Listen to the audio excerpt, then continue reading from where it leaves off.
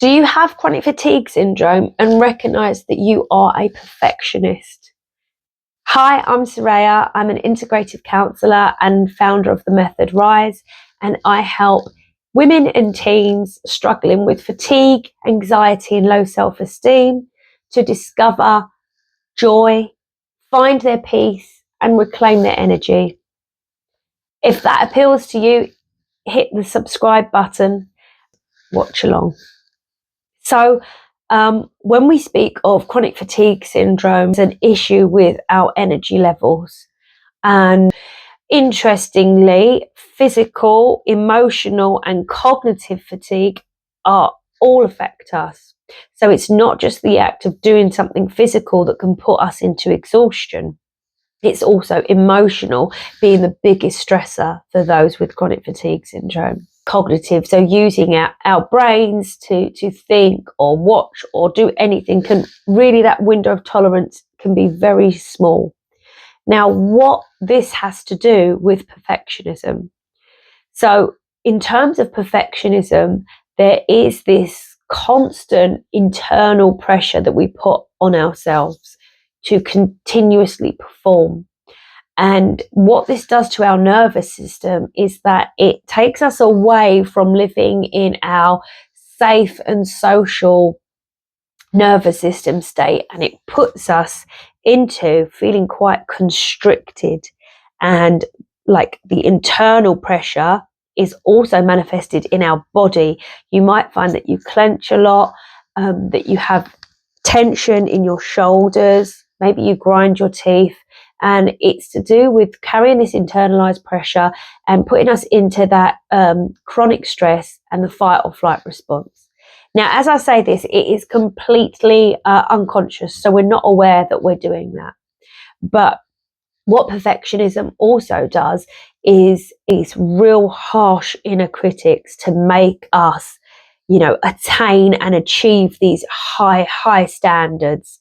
And this inner critic doesn't care if we're thirsty or hungry. This inner critic just wants us to produce and achieve. Doesn't leave much space for us to be human, to make mistakes, to have a day off, to give 80% instead of 110%. And so we can start to see how unhealthy these tendencies of perfectionism is, and how taxing it is on our nervous system and our bodies in turn. So what you could start to do today is begin to notice where your perfectionism is really tipping your capacity, and begin to tune back into your body, because perfectionism is a mindset, and it takes us away from being attuned to our body, to our basic needs. And this is where I would like you to start. What are your basic needs? Are you going to the toilet when you need to go to the toilet? Are you drinking when you're thirsty? What would you do just for the fun of it? Not to achieve or produce.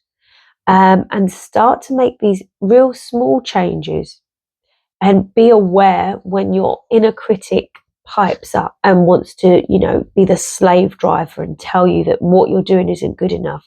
Just hear that voice, but don't give it power. And the way that you can start to distance yourself between the inner critic that's driving the perfectionism and yourself, your human self, your full self, with all of your flaws and all of your mistakes that we all make, to start to be kind to yourself. You can really begin to separate this voice by saying out loud what your inner critic is saying to you. Do let me know in the comments below how you find that. I know the first time that I did this, it was so confronting, and I couldn't actually believe I was speaking to myself like that all day long. So it's a very unconscious process, but when we make it conscious, we can then begin to change this. And in doing so, we change the relationship that we have with ourselves. When we are able to offer ourselves self-compassion, our nervous system is soothed, and we can go back into a feeling of calm and pull ourselves out of that stressful, pressurized, and anxiety-provoking state.